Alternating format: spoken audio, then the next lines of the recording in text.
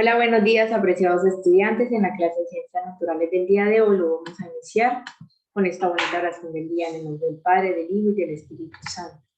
Padre mío, Calazán, mi maestro luz y guía, mírame desde la gloria y bendíceme en este día. Alcánzame del eterno inteligencia y piedad y un entero rendimiento de su santa voluntad. En el nombre del Padre, del Hijo y del Espíritu Santo. Amén. Bueno, mis apreciados estudiantes, vamos a continuar con las adaptaciones. Las adaptaciones de los animales terrestres. Los principales factores que determinan las condiciones de los ambientes terrestres son la temperatura, la humedad del aire, la disponibilidad de la luz, entre otros. Los animales responden de diferentes maneras a estas condiciones mediante su comportamiento, el funcionamiento de su cuerpo o características físicas como el pelaje. Entonces acá vamos a hablar de las adaptaciones para vivir bajo tierra. Los animales que viven bajo tierra tienen estructuras especiales para cavar, como las garras que se usan a modo de pala. Las madrigueras o cuevas bajo la tierra les sirven de refugio y debido a que son oscuras deben desarrollar otros sentidos diferentes a la vista, con ayuda, por ejemplo, de los bigotes. Entonces acá vemos un ejemplo.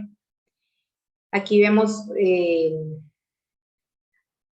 las adaptaciones para correr. Los animales que viven en zonas abiertas, como las sábanas, no tienen muchos sitios donde esconderse, por lo que deben huir cuando se sienten en peligro. Generalmente, corriendo por esta razón, los animales tienen adaptaciones que les permiten correr largas distancias o hacerlo rápidamente.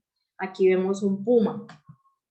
Las adaptaciones para vivir en los árboles. Los animales que viven o trepan en los árboles tienen cuerpos pequeños y fuertes. Sus patas tienen dedos oponibles que les permiten agarrar objetos. Algunas además tienen garras para asegurarse mejor a las ramas.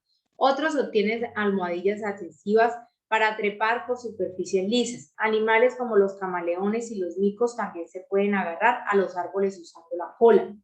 Las adaptaciones para volar. Los animales que vuelan, es decir, que permanecen en tiempos prolongados en el aire, tienen la capacidad de elevarse desde el suelo y recorrer grandes distancias. La mayoría de los insectos tienen 4 alas, mientras que los murciélagos y las aves tienen 2. Entonces acá arriba vemos una iguanita y acá abajo vemos un zancudo.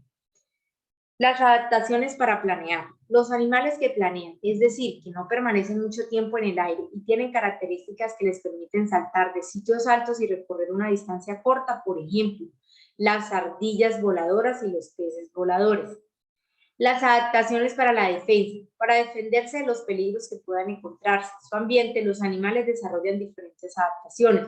Por ejemplo, la coloración de un animal le permite camuflarse, es decir, confundirse con su ambiente o, por el contrario, ser muy llamativo para advertir la presencia de un venenos o toxina.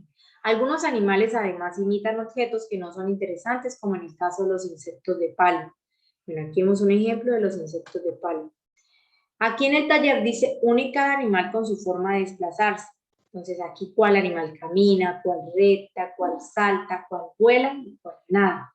Esa actividad yo ya la he explicado, entonces esta vez la vamos a trabajar nosotros mismos, recordando lo que la profe les ha explicado, cuál animal nada, cuál animal vuela, cuál animal salta, cuál animal recta y cuál animal camina.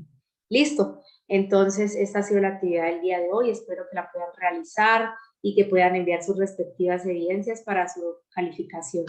Que Dios los bendiga y que pasen un gran día.